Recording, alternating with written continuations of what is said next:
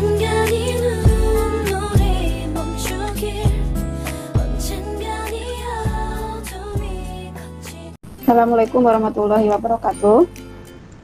Waalaikumsalam. Oke, anak-anak, kita berjumpa lagi pada pembelajaran daring kali ini. Ya, materinya masih sama, sistem pencernaan pada manusia. Tetapi kali ini kita akan membahas submateri organ dan proses pencernaan manusia. Oke, tujuan pembelajaran kali ini itu satu, menjelaskan struktur dan fungsi sistem pencernaan makanan pada manusia. Yang kedua, mengidentifikasi organ pencernaan utama. Yang ketiga, menjelaskan proses pencernaan dalam tubuh manusia. Oke, perhatikan video pembelajaran berikut ini. Bumbu bakaran madunya langsung menghantui rongga. Aneh warak ya kan? Tadi video tentang apa? Makan. Dan kita sedang mempelajari tentang materi sistem pencernaan manusia. Nah, dari video tadi itu sebenarnya kita bisa mengaitkannya dengan materi kita. Ya, seperti materi yang kemarin tentang energi yang kita butuhkan sehari-hari. Ya, di situ dia makan. Nah, ada berbagai macam bahan makanan. Tadi ada udang, ada nasi. Dalam masing-masing bahan makanan itu mengandung berbagai macam energi atau kalori. Nah, pertanyaannya, setelah tadi mereka yang akan terjadi pada makanan tersebut setelah ditelan, kira-kira apa? Dicerna oleh lambung. Dicerna oleh lambung. Apakah benar dari mulut itu langsung ke lambung? Ya, jadi kurang lebih makanan akan mengalami petualangan dalam tubuh. Nah, petualangan ini tanda kutip, artinya apa? Mereka itu akan mengalami sebuah proses pencernaan, di mana proses pencernaan itu nanti melalui berbagai organ. Di dalam organ itu nanti akan berlangsung proses-proses tertentu. Nah, sekarang silahkan ajukan pertanyaan mengenai apa yang ingin kalian ketahui tentang proses pencernaan dalam tubuh. Organ apa saja yang proses pencernaan? Organ apa saja yang selain organnya? Nah, betul sekali, Desi. Jadi untuk itu, ayo cari tahu ya. Ayo cari tahu tentang kenapa semua itu ya. Nah, untuk melakukan atau mengetahuinya, silakan kalian kerjakan dulu LKPD 2 yang sudah Bu Guru bagi melalui WA grup. Perhatikan video pembelajaran berikut. Kita menuju kerongkongan. Kerongkongan adalah suatu saluran seperti tabung sepanjang 20 cm yang menghubungkan antara rongga mulut dengan lambung. Di dalam kerongkongan terjadi gerakan peristaltik, yaitu gerakan meremas-remas yang dilakukan oleh dinding kerongkongan untuk membuat makanan terdorong masuk ke dalam lambung. Lambung adalah bagian dari organ pencernaan manusia yang paling elastis. Lambung berbentuk seperti kantong dan terletak di dalam rongga perut sebelah kiri atas. Di dalam lambung atau otot lambung yang meremas dan mengaduk makanan. Pencernaan kimiawi dilakukan oleh getah lambung yang dihasilkan oleh kelenjar getah lambung. Getah lambung mengandung enzim pepsin, enzim renin, dan asam klorida. Enzim pepsin berfungsi untuk memecah protein menjadi peptod. Enzim renin berfungsi untuk mengendapkan protein susu menjadi kasein. Asam klorida atau HCl berfungsi untuk mengasamkan makanan dan membunuh kuman yang masuk bersama makanan. Usus halus dulu.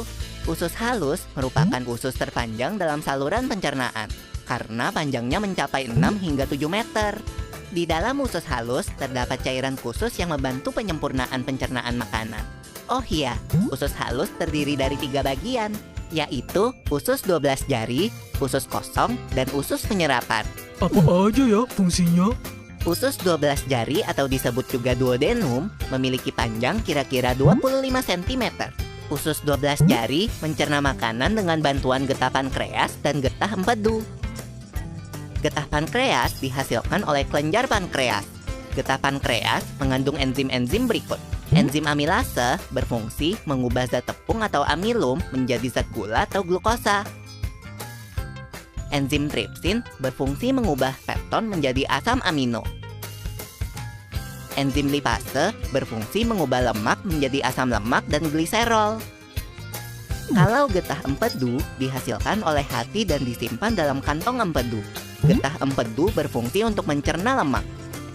Selanjutnya, usus kosong atau jejunum terletak di antara usus 12 jari dan usus penyerapan. Usus kosong memiliki panjang sekitar 2,5 meter dan berfungsi untuk mencerna makanan dari usus 12 jari. Terakhir adalah usus penyerapan yang merupakan tempat penyerapan sari-sari makanan. Di seluruh permukaan dindingnya terdapat ujung-ujung pembuluh darah yang menyerap sari-sari makanan. Kemudian, sari makanan diedarkan melalui aliran darah ke seluruh bagian tubuh. Habis itu, sisa makanan yang dicerna masih berlanjut ke usus besar. Nah, usus besar berfungsi menyerap cairan, vitamin, dan mineral dari sisa-sisa makanan yang telah diserap oleh usus halus. Pada usus besar, terdapat bakteri yang berguna untuk tubuh bernama E. coli yang berfungsi untuk membantu proses pembusukan sisa makanan. Proses pembusukan sisa makanan akan menghasilkan kotoran atau feses yang kemudian dikeluarkan melalui anus.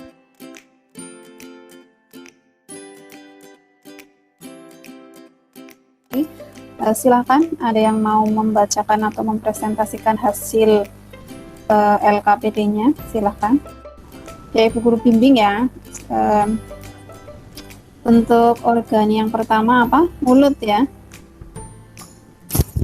Iya. Ya, April. Oke. Di dalam mulut itu strukturnya mulut bagaimana? Berongga terdapat Bentuknya. lidah, kelenjar, ludah. Berongga terdapat gigi. Betul. Terus di situ terjadi proses apa, April? Mekanik.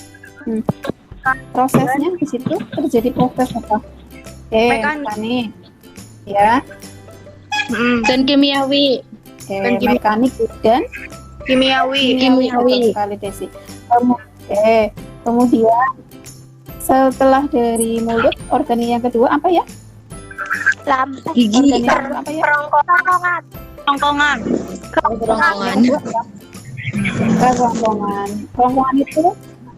Kerongkongan itu bentuknya seperti apa? Saluran yang panjang. Bentuknya seperti apa? Seperti saluran yang panjang. Saluran panjang. Oke, di situ terjadi proses pencernaan tidak? Tidak terjadi. Makanan hanya lewat saja. Melalui proses apa ya? Proses apa? Namanya Gerakan meremas dan mendorong. betul sekali. Iya, betul sekali, namanya gerak peristaltik. Jadi di dalam kerongkongan itu tidak terjadi pencernaan. Di situ makanan hanya lewat saja. Setelah dari kerongkongan, organ yang ketiga apa? Lambung. Lambungnya seperti apa? Lambung bagaimana? Memiliki otot Seperti otot dua. itu. Di situ terjadi proses pencernaan apa saja? Mekanik Oke, kalau mekaniknya, dan kimiawi. kalau mekaniknya bagaimana? Gerakan makanan otot lambung. Oke, gerakan mengaduk-aduk, betul sekali kalau otot lambung ya. Kemudian kalau kimiawinya terjadi Proses iya, pepsin dan renin, betul sekali. Setelah dari lambung, makanan itu akan berubah menjadi bubur atau timus. Nah, organ berikutnya setelah lambung apa? usus halus. Organ berikutnya setelah lambung, Usus halus. di usus halus itu terjadi proses pencernaan apa? Kimiawi. Usus halus, di dalam usus halus itu terjadi proses pencernaan kimiawi. Nah, setelah dicerna dari usus halus ya oleh enzim-enzim di usus halus ya, kemudian makanan itu di apa? Setelah dicerna oleh enzim di usus halus, antara lain apa saja yang terserap atau dicerna di situ? Mohon maaf, dicerna di situ.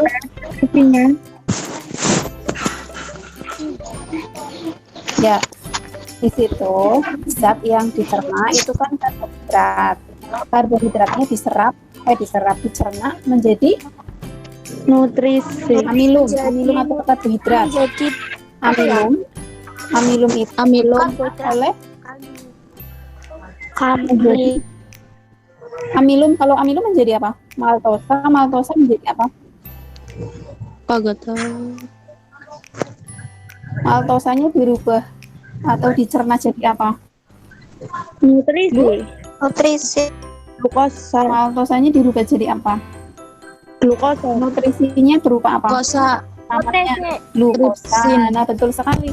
Kalau karbohidrat, kemudian kalau lemak dicerna menjadi Gliserol. Gliserol. lemak, glisaminat dan Gliserol. nah, jadi glukosa, asam lemak dan gliserol. Kemudian kalau protein dicerna menjadi apa? Asam amino. Asam amino. Jadi proteinnya sudah dalam bentuk asam amino, karbohidratnya sudah dalam Asam bentuk amino. glukosa. Ya, lemaknya sudah dalam bentuk asam lemak dan gliserol. Asam amino. Sudah menjadi bentuk yang sangat kecil, kemudian diserap oleh usus halus di bagian yang namanya apa? Yang tadi di video pembelajaran, di bagian yang namanya fili, ya, fili atau jonjol usus halus. Ya, kalau sudah diserap nanti terjadi proses ada pencernaan di situ, di usus besar ada Penyerapan. tidak, di usus besar ada pencernaan. Tidak ada. Nah, ya, pembusukan. Jadi sudah tidak ada pencernaan. Di situ pembusukan dan penyerapan. Apa? Nah, kemudian setelah dari usus besar, muara akhir dari sistem pencernaan adalah Anus. Oke, mari kita simpulkan kegiatan pembelajaran hari ini. Yang pertama, makanan yang masuk itu harus dicerna supaya tujuannya apa? Makanan yang masuk harus dicerna supaya dapat diserap oleh tubuh. diserap oleh melalui usus halus. Jadi sudah terjawabkan pertanyaan kalian, kenapa makanan itu perlu dicerna? Karena supaya dapat diserap oleh tubuh. Kemudian kesimpulan yang kedua, organ pencernaan. Nah, organ pencernaan yang terlibat itu meliputi satu, yang kedua, lambung, usus halus, usus besar, anus, itu organ pencernaan yang terlibat. Kemudian, nah, proses pencernaan yang terjadi pada organ pencernaan tersebut itu kurang lebih ada dua jenis, yaitu proses pencernaan kimiawi dan meliputi proses pencernaan kimiawi dan mekanik, ya. Ya, kalau kimiawi itu melibatkan enzim pencernaan, kalau mekanik itu berarti melalui gerakan mekanik, kalau di mulut dengan bantuan gigi, kalau di lambung dengan bantuan otot-otot lambung. Oke, selesai. Nah, karena pembelajaran sudah selesai, ya, nanti silahkan untuk evaluasi online itu melalui form, ya. Nanti linknya berbagi di WA, nanti bisa kalian kerjakan secara individu. Ya, nanti di-share linknya di grup WA grup, ya. Kalau sudah tidak ada pertanyaan, Guru akhiri. Wassalamualaikum warahmatullahi wabarakatuh. Waalaikumsalam.